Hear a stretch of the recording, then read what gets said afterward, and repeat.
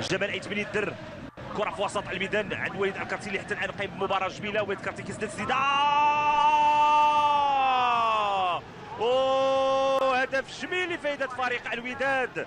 وليد الكارتي تسديده يعني مباغته كتعانق الشباك ديال الحارس ياسين الحواصلي.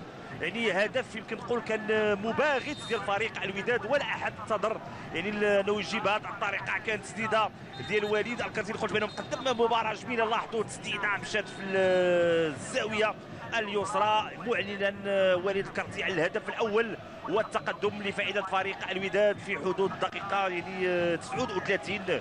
كيتمكن اذا وليد الكارتي من تسجيل الهدف الاول اللي هم كتوصل سهله في يد الحارس زهير العروبي.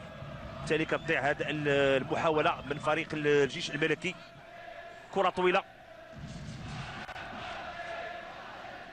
بالرحمه في اتجاه كريم بن عارف، تدخل ديال جمال عيت بن يدر. محمد الشيخي وضع الكره امامه، كتضيع الكره اللاعب الشيخي. اسماعيل الحداد، السرعه ديال اسماعيل الحداد، دخل اسماعيل الحداد، هذه محاوله خطيره والهدف الثاني لفائده فريق الوداد والموقع فابريس اونداما. فابريس اونداما كيتمكن من توقيع الهدف الثاني لفائده فريق الوداد. كان خطا يمكن نقول بانه خطا فادح ديال المدافع الايسر محمد الشيخي. استغلوا بشكل جيد اسماعيل الحداد والسرعه ديال اسماعيل الحداد ما زاد ما نقص. وضع الكره امام فابريس اونداما اللي كيوضعها كذلك بطريقه جميله. لاحظوا يعني ما خلات اي حظ للحارس ياسين الحواصلي. والهدف الثاني لفائده فريق